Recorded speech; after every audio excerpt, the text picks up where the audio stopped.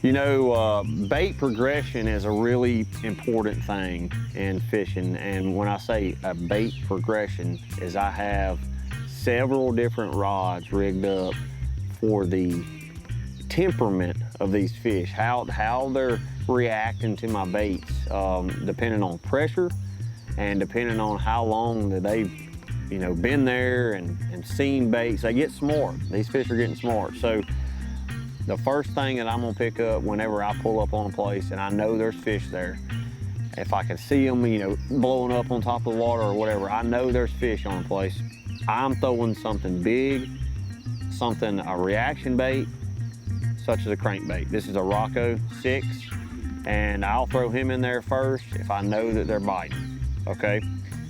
I'll catch them as long as they'll bite this, and then I'll pick up maybe a vibrating jig, put a freeloader on the back of it, and I'll chunk it in there and I'll catch as many as I can.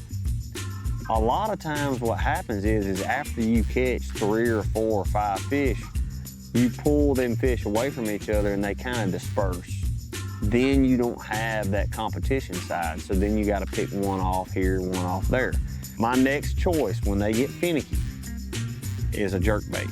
It's a whole different presentation. It's more suspended type. They're not looking down. They're not looking at the bottom of the crankbait. They're looking up and they're like, oh, this is different. So then you pick off 3 or 4 more fish and you're like, okay, I've caught 3 or 4. There's some more there. Now, I'll pull out a spinning rod and I'll have a freeloader on there, green shad color, 3/16 ounce hybrid jig head by VMC. And you can throw this bait even in 5 foot, 3 foot, 10 foot, you name it. We've gotten way more subtle. This is very natural, subtle, has a perfect action. I may not catch 20 on it, but if I catch 3 or 4 more during a tournament day or just when I'm out there fishing, I'm gonna pick him up and do it. So having those rods rigged up, knowing when to throw what, and then finish up with it, you're gonna catch way more fish.